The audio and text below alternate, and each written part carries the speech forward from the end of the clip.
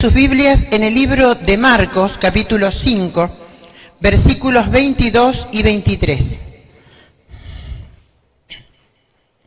Y ahí en el mismo Marcos vamos a saltear del 35 al 43. Capítulo 5 del Evangelio según San Marcos. Y dice así: Y vino un alto dignatario de la sinagoga llamado Jairo. Al verlo se postró a sus pies y le rogaba mucho diciendo: Mi hija está agonizando, ven y pon las manos sobre ella para que sea salva y viva. En el versículo, salteó al versículo 35. Mientras él aún hablaba, vinieron de la casa del alto dignatario de la sinagoga diciendo: Tu hija ha muerto, ¿para qué molestas más al maestro? Pero Jesús, luego que oyó lo que se decía, dijo al alto dignatario de la sinagoga: No temas, cree solamente. Y no permitió que lo siguiera nadie, sino Pedro, Jacobo y Juan, hermano de Jacobo. Vino a casa del alto dignatario de la sinagoga y vio el alboroto y los que lloraban y lamentaban mucho. Entró y les dijo: ¿Por qué alborotáis y lloráis? La niña no está muerta, sino que está dormida. Y se burlaban de él. Pero él, echando fuera a todos, tomó al padre y a la madre de la niña y a los que estaban con él, y entró donde estaba la niña. Tomó la mano de la niña y le dijo: Talita cumí, que significa: niña, a ti te digo, levántate. Inmediatamente la niña se levantó y andaba, pues tenía 12 años, y la gente se llenó de asombro. Pero él les insistió en que nadie lo supiera, y dijo que dieran de comer a la niña. Bueno, la prédica de hoy se llama Padres sanos, hijos en victoria. ¿Cuántos de ustedes quieren transmitir y ver sus hijos en victoria? Pareciera que es obvio, pero a veces desconocemos. Fíjense que una de las premisas a lo largo de toda la Biblia nos va planteando, y vamos a poder ver desde que es la primera pareja que tiene que ver con Adán y Eva, a la última mujer representativa en el Apocalipsis, que es la mujer que aparece en Apocalipsis 12. Dios está hablando permanentemente a todo lo que va a tener imagen de la familia, imagen de lo que Él muestra como el comportamiento que vamos a estar transmitiendo como familia a los hijos. Y vamos a ver que Dios, antes de sanar a los hijos, tiene que sanar primero a los padres. Y esto es así. Así de clarito, cuando la gente que ha participado en los grupos de familiares, una y otra vez se les hace la aclaración de que es imposible que un adicto, aunque el adicto se recupere, es necesario que venga la familia, es necesario. Porque ¿de qué vale que el adicto se recupere, pega la vuelta y encuentra un entorno muy enfermo? Vuelve otra vez a las caídas, ¿por qué? Porque no sabe soportar muchas veces los embates que pueden llegar a tener, aún en el campo de sus emociones. Ahí en el capítulo 5 de Marcos, fíjense que este señor que se llamaba Jairo era un superior de una sinagoga. Ustedes saben que en el pueblo judío el tema jerárquico es terrible. Si en el área militar los modelos militares fueron tomados de las castas de allá del pueblo de Israel, los ejércitos en Estados Unidos toman como modelo siempre lo que es el orden jerárquico de todo lo que significa autoridad, un modelo tomado siempre de lo que son los principios del pueblo de Israel, ¿no? Y vamos a ver acá la figura de este caballero, Jairo. Era jefe de una sinagoga. Para ser un superior en una sinagoga, tiene que tener unos grados impresionantemente altos en una cultura general. Y también en todo lo que se va a llamar estrategia de la vida y logística de la vida. Son materias que son necesarias que ellos las aprueben. Como todo lo que son altos dignatarios, aprenden hasta la manera de comer, el uso de los cubiertos, las copas. Bueno, todo eso ellos tienen ese tipo de preparación. Y este padre, al ser jefe de esta sinagoga, era un hombre religioso. Y saben que Jairo representa a muchos de nosotros. Y dice, pero yo no tengo tanta preparación. Pero a veces simboliza a los padres que tienen una mentalidad religiosa y a los padres que tienen una mentalidad rígida, una mentalidad estructurada. No hace falta ni tener cultura ni no tenerla para ser un rígido y un estructurado. Los padres rígidos se manejan permanentemente con imperativos. Vos debés hacer, tenés que hacer, hiciste tal. Entonces, el imperativo en la figura paterna es un grado de prepotencia en el campo psicológico. Entonces, vamos a ver que debés, hacés, tenés, lográs. Entonces, vamos a ver que ese imperativo es un golpe con fuerza que va a estar entrando en la vida de la criatura. Los padres rígidos que se manejan siempre con imperativos van a estar generando permanentemente tendencias y órdenes. Las órdenes son, vieron que hay madres que no hablan, pero le torcen el brazo, entonces vení para acá y al chico lo llevan en el aire con muchas cosas, o el empujón. Y nosotros cuando tratamos, hay una parte en los grupos de autoayuda, que nosotros hemos hecho con mi esposo unos trabajos que tiene que ver con todo lo que va a ser, y pasamos un flash del curso que se va a estar dando, ya no los viernes acá, sino la extensión de unos viernes que va a haber del curso del COS. Y hay una materia que se llama hambre de padre, que mi esposo la va a estar dando, le estamos dando juntos, pero esa parte, en él es el fuerte. Y nosotros somos partidarios de muchas cosas que trajo a la Argentina el doctor Choulí, que fue profesor en la Universidad de El Salvador, y él habla de la figura parenteral como una figura importantísima. El padre no debe ir, yo les hago hacer hasta un ejercicio a los familiares cuando están en los grupos de familiares. El padre no debe ir adelante ni debe ir empujando al chico, ni lo debe ir arrastrando así. El padre, la figura parenteral en la familia es la figura el que va al lado. Le enseñás a caminar de la mano. Le enseñás a comer todo con una figura paralela, unido y al lado, unido y al lado, unido y al lado. Y a veces uno eso pareciera que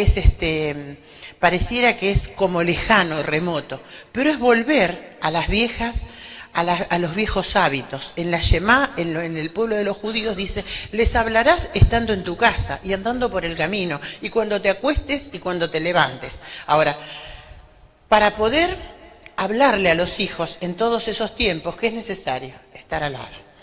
Ahora, si el padre llega una hora que el chico ya está durmiendo, la madre llega una hora cuando el pibe ya está durmiendo, y los padres se cruzan y no se ven, no podés transmitir todo eso que Dios nos está demandando.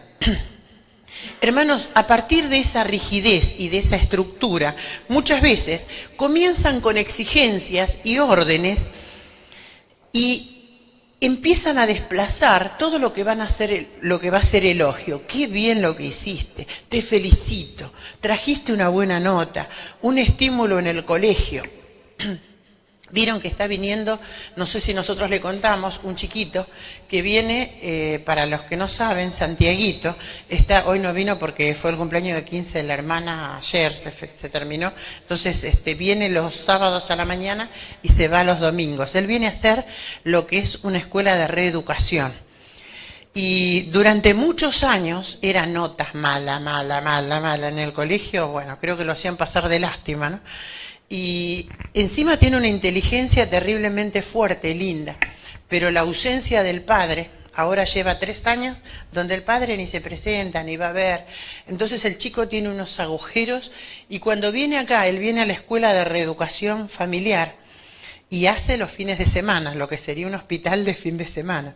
Entonces él está haciendo todo lo que tiene que ver estímulos, se está tratando y se trabaja. Y es una manera simple, él comparte con los chicos que están internados, con mi esposo, y a él le hace tanta falta tener ese enlace. Y en estas últimas 2 semanas que él estuvo, trajo por primera vez, empezó a traer, la primera semana empezó a traer unas notas buenas. Y ya en la segunda trajo una nota particularmente de toda la dirección de la escuela porque ya no sabían qué hacer con él. Entonces ya está trayendo cosas que tienen que ver con estímulos. Y él permanentemente cuando habla de la gente de acá, él le llama la misión porque era muy chiquito cuando conoció el programa, no se llamaba programa, se llamaba misión. Y ustedes saben que el estímulo de Santiago viene y ayuda a limpiar la lechuga, ayuda con la verdura, ayuda con las cosas de la cocina, se le pone siempre a alguno de los varones que esté al lado y lo mire. Y está produciendo unos cambios ya en 2 semanas, pero súper notorios, que el gabinete psicopedagógico le envió una nota a la madre con todo esto. Y uno dice, ¿y qué es lo que da? Él ahora se da vuelta y ve un varón, ve otro, entonces él está aprendiendo saludos de varones, todo ese tipo de cosas. Simplemente está y empieza a ser atendido. Entonces vamos a ver que el padre que no fue atendido no puede atender al hijo, el hijo le molesta, se lo trata de sacar de encima. Entonces probablemente la persona que al hijo le molesta va a buscar trabajar 21 horas por día por una cuestión económica, pero le va a estar restando atención a la vida de sus hijos probablemente. Hermanos, esas exigencias y esas órdenes, vamos a ver que tampoco saben estos papás, no saben felicitar, no saben acariciar, no saben jugar con los hijos. ¿Te acordás, Víctor, cuando Víctor entró? No sé. ¿Qué hago con Vicky tantas horas que vamos a estar juntos? Entonces tuvo que empezar a aprender a jugar con ella, aprender a peinarla. Me acuerdo del primer peinado de él fue todo de ponerle las colitas. Y bueno, todo esto formó parte de una reeducación que él también tuvo que hacer.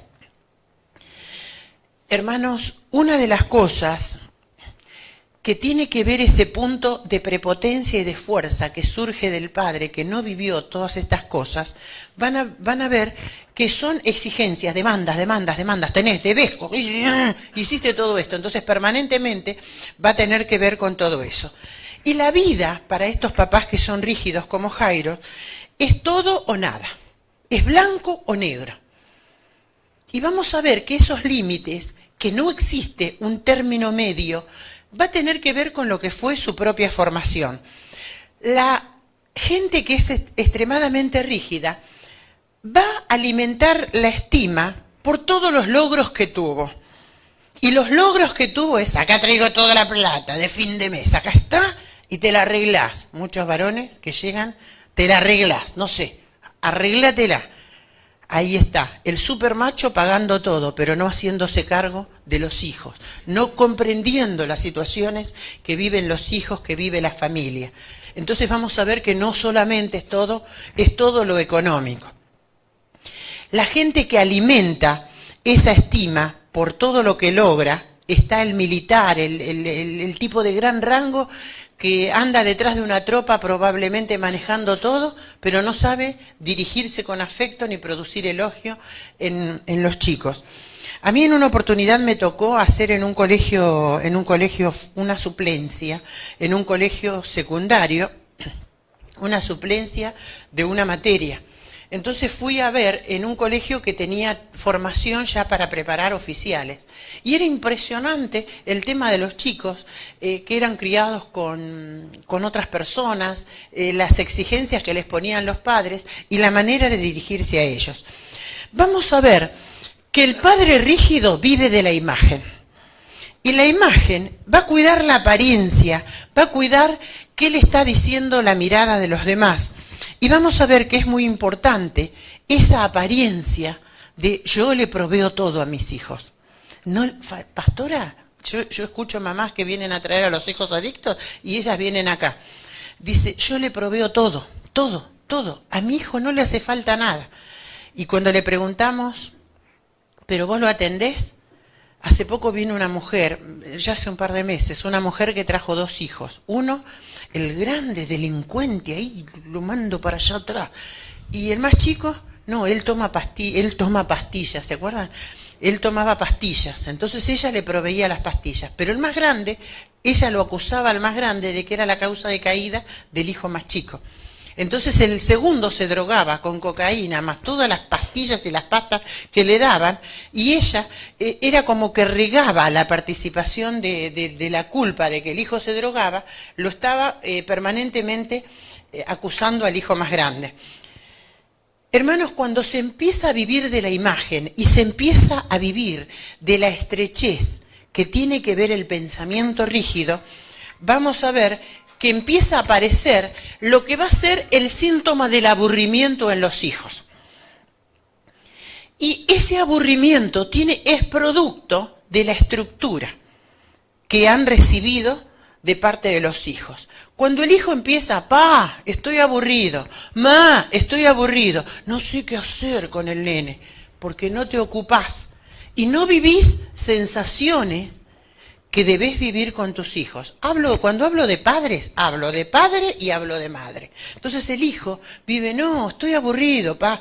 Empieza a ver lo que se va a llamar una corrida de metas. Entonces el chico empieza a carecer de metas y se comienza a meter en productos de adicción que van a estar nublando todo lo que va a tener que ver el aspecto y su visión. Vamos a ver que esos padres rígidos son los que ponen el foco en el castigo, en la disciplina. Y van a considerar que van a estar dando una muestra. Ustedes saben que la imagen que nosotros tengamos de Dios es la imagen que tuvimos de nuestros padres. Si la imagen que nosotros tuvimos de nuestro padre fue un padre que fue borrado, Dios va a vivir borrado. Vos lo querés acercar a que lo vea Dios y no lo va a poder ver porque vos tenés la imagen de un Dios borrado. Si tu padre fue un sobreprotector, la sobreprotección que vas a sentir exactamente igual. Y si tu padre fue un tipo que te abandonó, vas a sentir que Dios en cada circunstancia te va a estar abandonando. Cuando comenzamos a ver las fallas, vamos a ver que comienzan a mirar las fallas de los demás como si fuesen con microscopio. Y se mira la falla del hijo como si tuviese un gran lente, pero las propias las miran como si fueran a distancia. Entonces vamos a ver que esa exigencia, Jairo representa al padre estructurado y atado a todas las formas. Y esta es una visión distinta de lo que se habla siempre de Jairo. Pero si Jesús le dijo, cree solamente, Jairo, esto es lo que se habla siempre. Pero en esa época, hermanos, se consideraba cuando nacía una niñita de 12 años, que era la edad de Tabita, no es como ahora. A los 12 años ya se la tenía preparada, porque la niña era la etapa en que se indisponía, comenzaba su condición de mujer, y era cuando se la daba en casamiento. O sea, no era una niña entrando al tiempo más lindo de lo que era considerada la adolescencia en ese momento, pero porque ya la niña se le empezaba a predisponer para que las chiquitas se casen. Y vamos a ver que esa edad tenía la hija de Jairo, tenía Tabita. Ahora, en ese proceso, cuando tenía 12 años, la nena se enferma. ¿Ustedes se imaginan en un padre rígido, acostumbrado a toda la forma, a esa forma estructurada que él tenía? Y él, ¿qué le pasó por la mente? No, la desesperación. Y esto hablamos siempre. Cuando la desesperación aparece es porque el Señor de la esperanza no está instalado en la vida de la persona. Entonces, él se acerca desesperado a verlo a Jesús y le dice, vení a mi casa, Señor, y poné las manos sobre la niña. Era tan milico el desgraciado que le decía al Señor lo que el Señor tenía que hacer. Y si el Señor la quería curar sin tocarla, entonces, fíjense que ya le estaba diciendo, ¿cómo? Vení y ponele la mano a ella. Entonces, vamos a ver que aún esa forma, ven que entre líneas la Biblia muestra todo este tipo de cosas. Y era tan rígido que hasta el Señor le quiso indicar cómo la iba a curar a la hija. Entonces le dice, vení, vení, y andá y ponele la mano encima. Entonces, cuando le dice así el Señor, ¿qué tiene que hacer? Cuando alguien viene y te ordena lo que tenés que hacer. A mí me pasa que vienen y muchos traen a los que van a estar allá atrás, ¿no? Y dice, acá está, ¿y usted puede hacer tal cosa? No. Y cuando yo a veces, el otro día, este miércoles, no, el anterior, vino alguien y me decía, ¿pero usted puede hacer tal cosa? No. ¿Y su esposo? No. Porque va a tener que aprender y vos lo vas a tener que ayudar y lo vas a tener que acompañar. Y la vena de la persona empezaba a colocarse acá. Porque hay cosas que no lo vamos, nosotros vamos a poder orientar, vamos a poder conducir, pero nosotros no vamos a poder hacer el camino por otro. Mientras iban en el camino, había una multitud que lo seguía al Señor y buscaban esas señales y esos prodigios. Y una mujer se acerca, una mujer que tenía un cáncer vaginal, dice flujo de sangre, dice la Biblia, era un cáncer vaginal brutal. Y el cáncer vaginal y las hemorragias, como la lepra, era considerada una enfermedad inmunda. Y cuando esta mujer se acerca y lo busca de tocar al Señor, el Señor se da vuelta en medio de la multitud y en medio de los discípulos y le dice, alguien me tocó, dice el Señor. Y los discípulos dicen, pero si te rodea la multitud, te están apretando todo, ¿cómo decís que alguien te tocó? Alguien me tocó, repite el Señor, alguien me tocó. Entonces cuando dice alguien me tocó, otra vez los discípulos dicen, pero Señor, ¿no ves que si te está rodeando miles de personas, cómo vas a decir?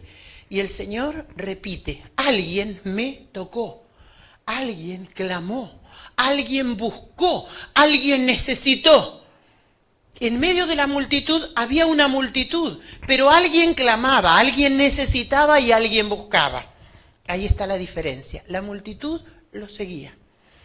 Y ahí está la diferencia.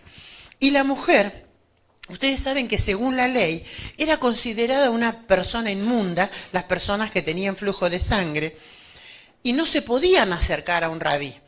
Y si una persona inmunda tocaba a un rabí, el rabí tenía que hacer 3 días de purificación. No podía volver a ministrar y nada. Y acá no es el caso del Señor. Mientras iba camino a la casa de Jairo, se encuentra con esta mujer que lo empieza a tocar, lo toca. Ustedes se imaginan, no la cabeza del Señor, ustedes se imaginan la cabeza de Jairo. Tocó el inmundo, ahora no tiene tiempo de llegar a casa, si llega a la casa 3 días de purificación. Porque el estructurado, ¿qué piensa? Todo lo que el Señor tenía que hacer. Ahora necesita 3 días, no va a poder tocar mi hija. ¿Ustedes se imaginan el tormento que vivió? Y esto para los que vienen a los grupos de autoayuda. Jairo, al ser un personaje tan estructurado, es como la lectura de Samuel. ¿Se acuerdan? La lectura de Samuel que hace toda la conjetura acá en la cabeza.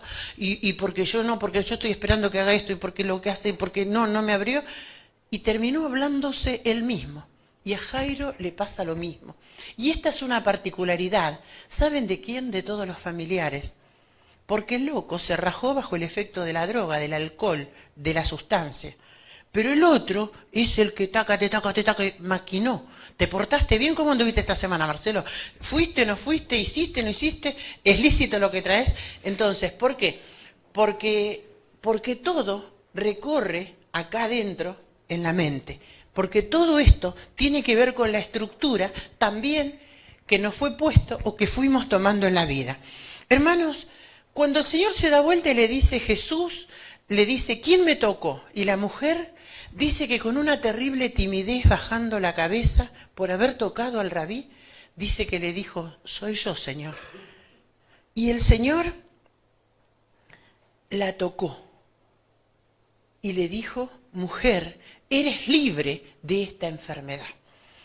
Porque si hay algo que el Señor Jesús reconoce, es alguien que busca, es alguien que necesita. Él está siempre atento, como un buen papá está atento a la necesidad de sus hijos. Ahora, ¿se imaginan lo que fue la cara de Jairo al lado? al ver a una mujer inmunda que lo había tocado, que ¿qué había hecho? El Señor se había dado vuelta y por si esto fuera poco, le había contestado. Entonces no podía pasar disimulado los 3 días de purificación que tenía que hacer el Señor. Entonces, la primera enseñanza que tenés en esta mañana es que Dios va a romper toda rigidez mental que exista en tu vida. Y la rigidez mental es el producto de la opresión espiritual que podés haber estado viviendo por muchos años. Hermanos, así, según para la ley y para Jairo, Jesús, cuando toca a la mujer aún para sanarla, Jesús se contamina. Entonces Jairo adentro, dale con la máquina. Y ahora 3 días de purificación y mi hija está enferma, él no la va a poder. ¿Y cómo vas a hacer? Ahora no te vas a poder purificar. ¿Se imaginan? Que iba al costado, dale que te dale, hablándole al Señor todo lo que no iba a poder hacer. Hermanos, Dios es especialista, Jesús es especialista en romper los ritos. Es especialista en romper las ideas religiosas que tenemos. Porque muchas veces una idea religiosa nos impidió recibir un milagro completo de Dios. Y también, muchas veces, defendimos ideas que para nosotros eran una verdad absoluta. Y no tenía que ver con la verdad que Dios quería para nosotros. Porque así como Jairo, siempre la persona rígida va a estar para dar y dar y dar y cuestionar y objetar todo lo que Dios quiere hacer. Y vamos a ver que a Dios le interesa la gente de fe. Jamás va a mirar a alguien que es un ritualista. Alguien le había traído de que la hija estaba muerta, le había traído la noticia. Y vamos a ver, Jesús lo miró a Jairo. Y te está mirando en esta mañana y te dice, no temas, le dijo a Jairo, cree solamente. Y no, pero si vos ahora estás inmundo, no sé si vos la vas a poder sanar, no sé si la vas a poder tocar, no sé si se me va a venir, porque así, vos hiciste todas las cosas bien, te fuiste a atender. No, porque ¿por qué no te fuiste al otro médico que yo ya te había recomendado? ¿Ustedes se imaginan lo que era Jairo en esa rigidez, en ese pensamiento, hablándole al Señor? Y el Señor como era muy buen hablado, porque Él es el verbo de Dios, no temas, cree solamente. Era una manera de desarmarle el ritualismo al militar este. Hermanos, antes de sanar a mis hijos, Dios debe sanarme a mí. Decí, antes de Dios sanar a mis hijos, Dios me debe sanar a mí. Antes de Dios sane mis hijos, me debe sanar a mí. Así que si vos estás enfermo, querido, y no te curás, no van a ser sanos tus hijos. Mirá qué fuerte, ¿no? Porque tus hijos van a ser serruchados por un pensamiento estructurado. Tus hijos, ahí viene Caro, todavía no nació, así que ella está haciendo un intensivo para que cuando su bebé nazca libre de tantas cosas, libre de las circunstancias, sobre todo libre de la mamá y libre del papá. Porque los que atamos en maldición a los hijos somos los padres. Hermanos, hay actualmente iglesias donde, por ejemplo, la concurrencia aumenta cuando hay Santa Cena. Cuando hay bautismo, está toda la iglesia ahí. Entonces, vamos a ver que Dios es especialista en pulverizar los ritos, las oraciones repetitivas que no tienen sentido. Porque es una manera de destruir toda vaca sagrada. Si no, ¿qué diferencia tiene un cristiano en una iglesia evangélica, en una iglesia católica y los hindúes que están adorando la vaca? Es lo mismo. Porque la rigidez no es de Dios. La estructura tampoco es de Dios. Y Dios es especialista en eliminar toda vaca sagrada también de nuestra vida. Y muchas veces las vacas sagradas son las ideas que nosotros construimos de nosotros mismos y que construimos con eso los cimientos de una familia. El hombre rígido dice, esto es así, no sé. ¿Y por qué? No sé, es así. Poné ahí, no, ahí, la madera, allá, no, pero vos la tenés que hacer así, porque esa rigidez forma parte de la estructura que tenés donde está atada tu alma. Esto debe ser así. yo le debo poner así y debo cortar así, y si no se hace así. Entonces vamos a ver que esa rigidez es producto de una enfermedad en el alma. Y una cosa que Jesús le dijo a Jairo: no temas, cree solamente, Jairo. Y le estaba diciendo: no hables tus ideas, déjate de decir tantas macanas, no hables ideas humanas, sino empezá a hablar lo que Dios te prometió. Empezá a hablar la idea, la cosa que Dios te prometió. Hermanos, Jesús sembraba una palabra para aumentar la fe. Cuando Jesús sembraba la palabra para aumentar la fe de la persona, y la persona quedaba sana. ¿Qué es la acción? Por eso, muchas veces, no va a sanar tu hija, no va a sanar tu hijo, hasta no hacerte un padre primero lleno de fe. En la primera condición que tenés es que tenés que aprender que Dios va a romper toda rigidez mental y Dios te debe hacer un padre lleno de fe. Porque si Dios no te hace un padre o una madre lleno de fe, es al cohete lo demás. Hermanos, Dios quiere y Dios necesita gente de fe. La gente rígida va a achicar la mente. La gente de fe la va a extender. El otro día me decía una persona: no, porque si yo ahora vengo los domingos para acá, no venga. Pero vos no sos la pastora de acá. Sí, pero yo no puedo porque yo tengo el culto a las 9:30. Y le dije: no vengas. Si querés venir los miércoles. Ahora hicimos el culto de los miércoles para los que no pueden estar los domingos. Pero yo tengo la obligación. Rigidez. Y Dios es especialista en romper todo lo que tiene que ver con esa rigidez que nos va atando. Hermanos, Jesús llegó a la casa, tomó la niña, ¿y qué hizo Jesús? En el original del libro de Marcos, que fue escrito en hebreo, dice que le transmitió fuerza. Dice que Jesús, apretándola fuerte, la levantó. ¿Qué hizo cuando la apretó fuerte? Quebró. ¿Vieron que yo ahora empecé a tomar? El otro día me enseñó un judío que tenía que quebrar en mi pueblo. Dijo: hermana, en 3 semanas vas a tener la contestación de la apertura de tu finanza. Vos no sos judía, sí. Y vos no tenés el cetro de Aarón, sí. Y vos, el cetro de Aarón puede quebrar la maldición en todo el pueblo gentil.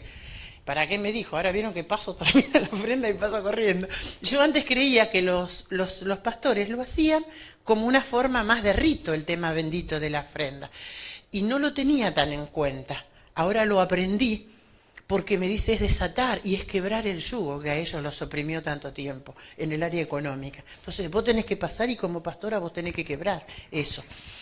Entonces me dijo: vos tenés que usar el cetro gentil para lo que haga falta y usar el judío para lo que haga falta. Negocios son negocios, prospera mi pueblo, prospera mi iglesia, ¿no? Entonces, hermanos, si yo tengo una gente con un cerebro rígido y estructurado, mi pueblo no va a crecer de adentro. Mi pueblo no va a ser desatado. ¿Por qué? Jesús llevó a la casa, tomó a la niña, la apretó bien fuerte. ¿Y qué hizo? Y la levantó. Y le dijo: levántate. Hermanos, todas las caricias y las palabras que ustedes no recibieron, que no recibiste, el Señor está dispuesto a dártelas. Porque lo que quiebra todo yugo tiene que ver con la caricia de papá. Y tiene que ver con el abrazo del Señor. Tiene que ver en que Él te lleva a su lugar íntimo y te mete y te arrulla en el medio de sus brazos. Hermanos, la chica comenzó a andar. Inmediatamente Jesús la levantó de un lado al otro. Cuando Dios te haga libre, no vas a pedirle permiso a nadie para moverte. Te vas a mover con libertad. Y no es que uno le quiere sacar el miembro a otro, sino que la persona tiene que llegar a experimentar en qué faceta está siendo libre. Y vamos a ver que vamos a poder tener el poder de su fuerza, porque vos vas a poder ser arrancado de toda esa fuerza que te oprime. Vamos a una segunda enseñanza. voy a aprender a estar libre de la gente, voy a aprender a estar libre de las circunstancias, voy a aprender a estar libre. Saben que yo no me interesa, no les digo que no me interesa, lo dejo como una añadidura de Dios. Cuando el otro día este hermano es un judío mesiánico, me decía, Amanda, tenés que quebrar el yugo para que no vivan más según sus emociones, según lo que dijo el otro, porque el otro vino y me dijo y me peleó y no. Entonces no, porque el otro me dijo esto y porque yo, quiere decir que es una mente de niño. ¿Cómo vas a volver a tu casa? ¿Cómo Dios te va a delegar una familia? ¿Cómo Dios te va a delegar los hijos si todavía estás con un cerebro de niño? Porque todavía estás buscando una excusa. Cuando vos aprendas la segunda enseñanza, aprender a ser libre de la gente y libre de las circunstancias. Hermano Jairo vivía de la imagen de los demás. Nosotros una y otra vez repetimos, pastora, a mí nadie me reconoce, yo sirvo mucho, yo canto bien, yo alabo bien, yo adoro, yo hago tal trabajo. Y yo sufro mucho. Es que sos una nena enferma o sos un nene enfermo todavía. Cuando seas una mujer o seas un varón, vas a ser libre de la opinión de los demás. Y no te vas a enojar y vas a tirar todo y me voy, yo me voy, dejo todo. Acá no sigo más. Porque si sos todavía actúas como una nena tonta o como un nene tonto, Dios no te puede delegar el mandato de una familia, porque hace falta que tengas visión de madurez. Si viviste para agradar a todos hasta ahora, Dios te está pidiendo que empieces a experimentar una nueva relación con Dios, una nueva relación donde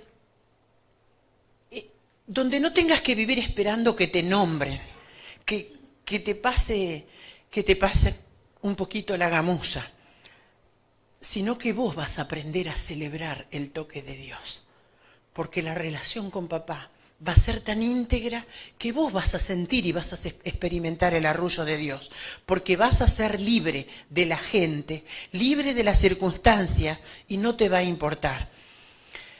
Hermanos, en el pasaje de Marcos 9, yo les voy a pedir que lo lean en su casa.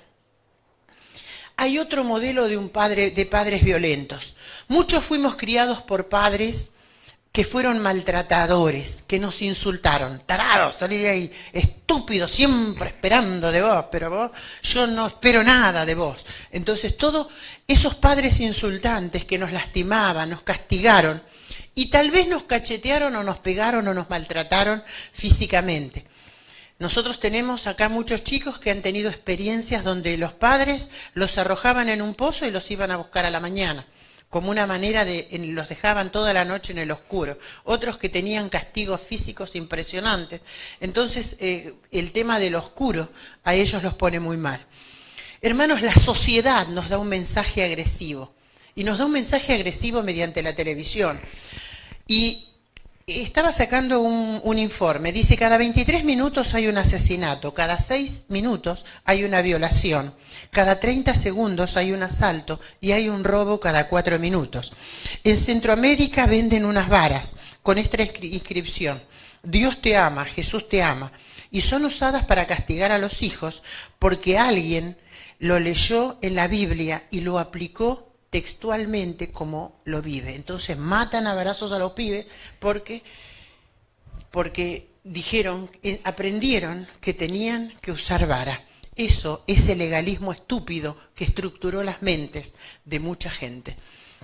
En Latinoamérica existe violencia en una manera natural, donde la mujer, si ustedes toman, por ejemplo, el modelo de una mujer boliviana, de una mujer paraguaya, de una mujer de nuestro interior, vieron que ustedes toman la mujer del norte y hay, aún en el canto de la quena es un lamento. Vieron que se llama el lamento, la música del norte son lamentos.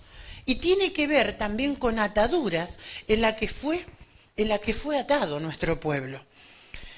La persona maltratada, hermanos, crece y reproduce el ciclo de violencia sobre otros. La persona maltratada crece en la violencia y reproduce. Es padre de violencia indefectiblemente. Por eso, si ustedes no cortan el yugo de la violencia que ustedes vivieron, es imposible. No puede existir factor que los desate. Hubo hombres que fueron maltratadores, que fueron golpeados, que empujaron, que tiraron, que arrastraron, y muchos de nosotros fuimos criados en esa tónica. No saben acariciar, no saben maldecir. Ahí en la cita esta de Marcos 9, habla de un muchacho endemoniado. Y en esta hora, como habla de un muchacho endemoniado, habla de un muchacho que los padres llevaron al muchacho endemoniado a Jesús. Y vamos a ver que en esa historia se comprueba que era un padre violento. Y si nosotros analizamos la conducta del endemoniado, cuando nosotros analizamos la conducta de un enfermo y de un adicto, inmediatamente nos damos cuenta dónde está la herida. Todas las personas adictas, nosotros hablamos permanentemente de que no pudieron hablar con sus padres. ¿Se acuerdan que adicción es lo no dicho? Adicto, todo lo que no se habló, todo lo que no se dijo, todo lo que quedó sin charlarlo, todo lo que quedó sin dicción. Esto quiere decir el adicto. Y quiere decir no dicho, quiere decir sin dicción. Que guardaron las palabras que nunca pudieron expresar. Ahora, si nosotros vamos a ver, dice, para el que cree, todo es posible. Si vos nunca creíste ni en Dios, atiendan bien esto. Si vos no crees en Dios, o vos lo creíste a un Dios limitado, tampoco vas a creer en tu hijo. Si vos nunca creíste ni en Dios, ni creíste en tu papá, ni creíste en tu familia, es mentira que vas a creer en tu hijo. Lo único que vas a hacer va a ser basurearlo, va a ser castigarlo, va a ser lastimarlo. Y hoy, en la medida de lo que está pasando el tiempo, vamos a ver, el padre se acercó y le dijo que el endemoniado tenía estos síntomas, acuérdense bien. Le dice, estaba mudo, nunca pudo hablar. Si nunca había podido hablar con él como papá, él está endemoniado. El pasaje cita que estaba endemoniado. Nunca estaba mudo, nunca había podido hablar con su padre. Jamás le había podido contar de las broncas que tenía como hijo. Y ese muchacho endemoniado tampoco había podido soltar su bronca. Ni había podido decirle al papá las cosas que el papá le había impuesto y le había dicho que las tenía que realizar. O cada penitencia injusta que se había comido. Hay temas que acá no se habla. Ese tema es perversión. En la mesa no se habla. A mí me gustó cuando me llamaste para preguntar el otro día, ¿podemos ver esto con Vicky? Sí, señor. Si vos como papá considerás que es oportuno que la nena lo vea, está bien. Y la autoridad sobre Victoria no somos nosotros. Nosotros los podemos asesorar, pero la autoridad sobre Vicky son ustedes. Pero está perfecto. Vení, vamos a ver, esto es lo que pasa en realidad en el mundo. ¿Por qué? Porque ellos sienten que la nena está capacitada para ver, punto. Es un tema que, ¿quién lo tiene que evaluar? El papá. Ahora, hay temas que acá, en la familia, acá en la mesa no se tocan. ¿Cuántos fuimos educados de esa manera? Ese tema, ¿cómo lo va a preguntar? ¿Qué se llama? ¿No? Entonces, vivimos educados de esa manera. Vamos a ver que hay cosas que no se podían decir. Y dice otra cosa, el endemoniado escupía espuma y echaba espumarajos por la boca de toda la bronca que tenía reprimido el pobre infeliz, de todas las broncas que se había tragado. Y el papá le dice, está mudo y echa espumarajos. ¿Qué diferencia cuando salimos magullando todas las broncas por todas las peleas y las cosas que vimos? Insultos y oprobios de nuestros padres. Nos pasó a nosotros. Ahora, ¿les puede o no pasar a nuestros hijos? Dice que le rechinaban los dientes al endemoniado, porque estaba lleno de broncas. Así. Entonces, no podía soltarlos. Hermanos, en psicología humana, los dientes son el símbolo de la agresividad. Cuando se sueña que los dientes caen, vieron las malas a los brujos, dice, desgracia, desgracia, desgracia que no había podido hablar. Salí de la mente estructurada y supersticiosa. En psicología humana, cuando se sueña que los dientes se caen, es porque la persona siente que está perdiendo agresividad y está perdiendo violencia, porque el diente es uno de los síntomas más fuertes de los estados de violencia. Dice que el endemoniado estaba sordo, no escuchaba cuando se lo llamaba, porque estaba cansado de oír la violencia y estaba cansado de escuchar las estupideces que se trataban en la casa y no se ocupaban de él.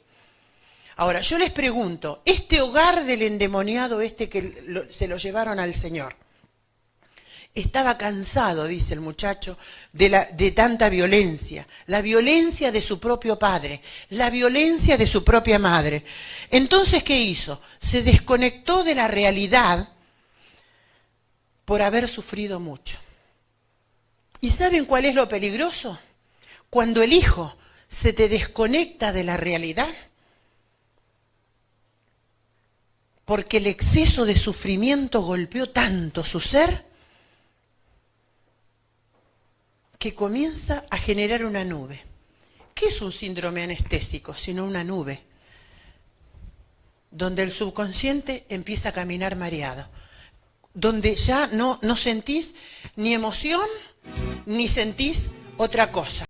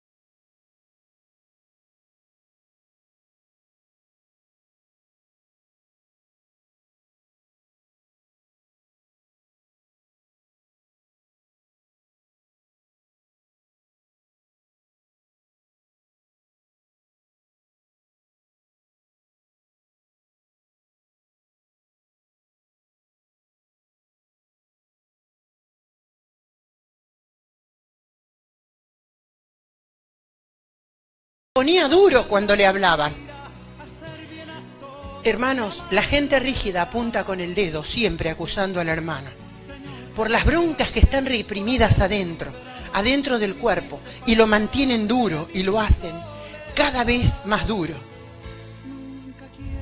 Y Jesús se acercó y le preguntó, ¿desde cuánto te pasa esto?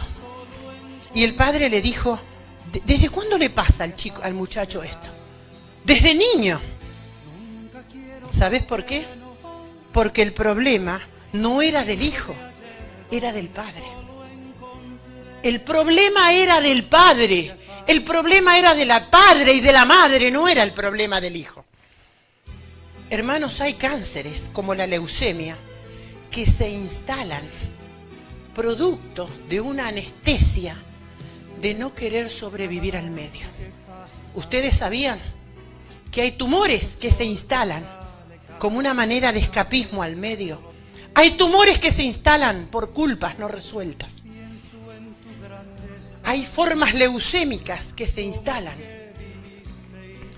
como una manera de renunciar al entorno que lo oprime y lo lastima.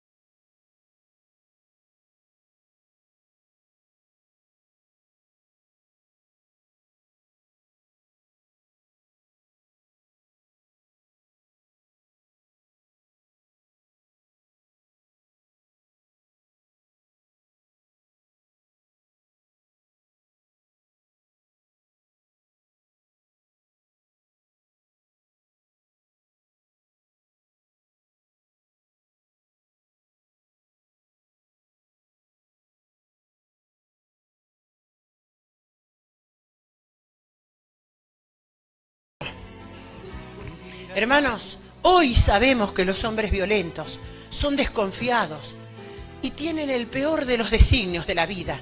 Son los hombres desconfiados y violentos que crecieron en la violencia, engendran violencia. Aparte de ser desconfiados, son terriblemente inoportunos. Les quieren dar a los hijos cuando ya los hijos no necesitan de ellos. En esa materia que se va a dar de hambre de padre, van a estar viendo. Le quieren dar a los hijos lo que no le dieron cuando les debían dar oportunamente. Para el que cree todo es posible, le dijo el Señor. Hermanos, la fe se confiesa. Y si vos confesás que tus hijos van a bendecirte, que tus hijos van a recibir toda la herencia que vos le podés dejar, y que son tierra bendita, que ellos no están desamparados. Porque si el Señor es mi pastor y nada me va a faltar, no me va a faltar a mí y tampoco le va a faltar a mis hijos. Tampoco le va a escasear a mi simiente. Instruye al niño en su camino y aun cuando fuere viejo, no se apartará de ti. Ahora no esperes que te venga a atender de viejo, cuando no fuiste capaz de atenderle una enfermedad o un dolorcito al lado de la cama cuando fue niño. Porque lo que se siembra, se cosecha. Y después te podés querer matar, que no están cerca tuyo, que no te asisten, que no te ven. Pero lo que se siembra es lo que van a cosechar. Instruye al niño en su camino y cuando fuere viejo no se apartará de él. No quiere decir el camino del Señor solamente. sino en el camino del niño. ¿Cuántos tienen niños? ¿Y cuántos quieren cortar todo eso? Instruirlo. Debemos lograr que nuestros hijos aprendan a soñar, aprendan a descubrir los sueñitos que ellos tienen. El sueñito que ellos tienen de ver al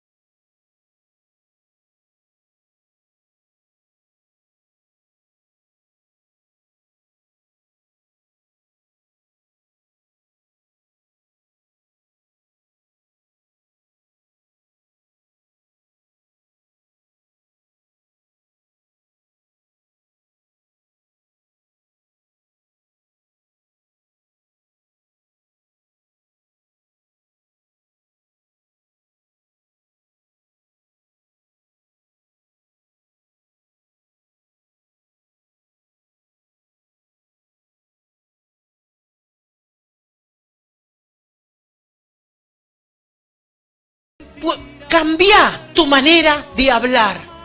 Levanta el brazo, ponete de pie y decí: deseo cambiar mi manera de hablar. Deseo cambiar mi manera de expresar. Deseo que hoy, Señor, hoy saques el idioma estúpido, inmundo que inundó mi vida. En el reino nuestro todo se consigue y se mantiene por fe. Por fe somos sanos, por fe somos salvos. Vamos al cielo y por fe Cristo viene a nosotros, porque todo es por fe. Mis hijos deben aprender a hacer del Señor un refugio, creciendo en sabiduría, creciendo en estatura, creciendo en el favor de Dios. Decí: cambia, Señor, cambia mi manera de hablar, mi egoísta manera de hablar.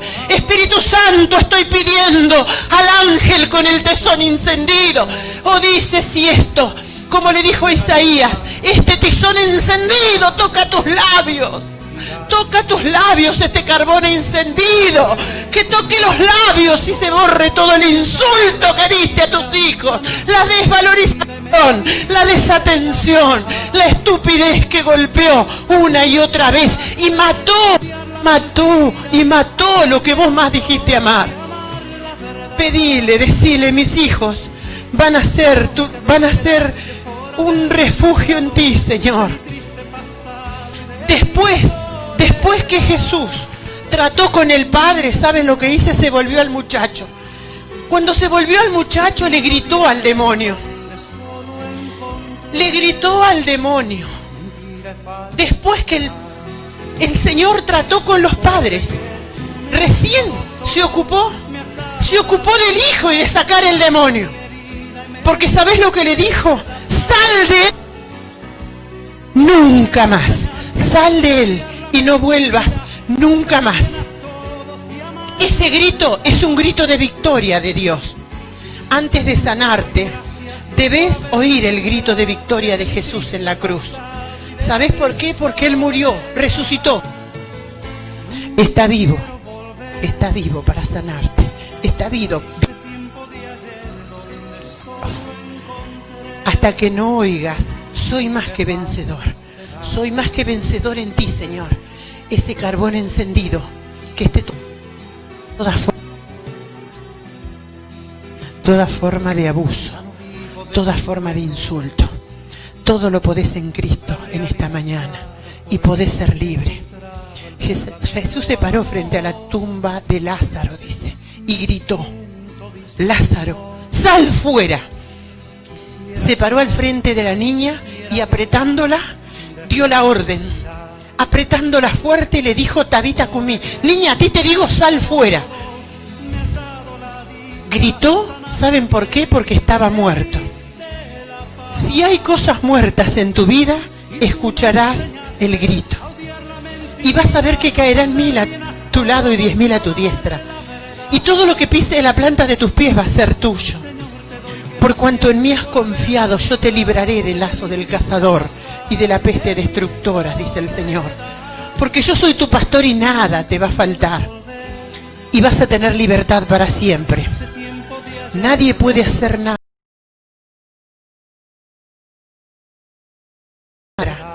Como decía mi esposo el miércoles, si no oye que vos le gritás: Jesús, hijo de David, ten misericordia. Porque Él está para los que necesitan. Él no está para las multitudes tontas y vanas que caminan por detrás nada más. Dice que al salir los demonios, el chico gritó, y cuando gritó, la violencia, sacó toda la violencia, sacó todo el dolor, sacó todo el maltrato. Chico, y dice que el joven gritó y cayó, porque Jesús lo escuchó. ¿Y Jesús qué hizo? Lo tomó, lo abrazó y lo levantó. Lo tomó, lo abrazó y lo levantó. Y dijo: tráiganmelo, porque yo me encargaré de que su vida sea bendita por siempre. Adoración no es algo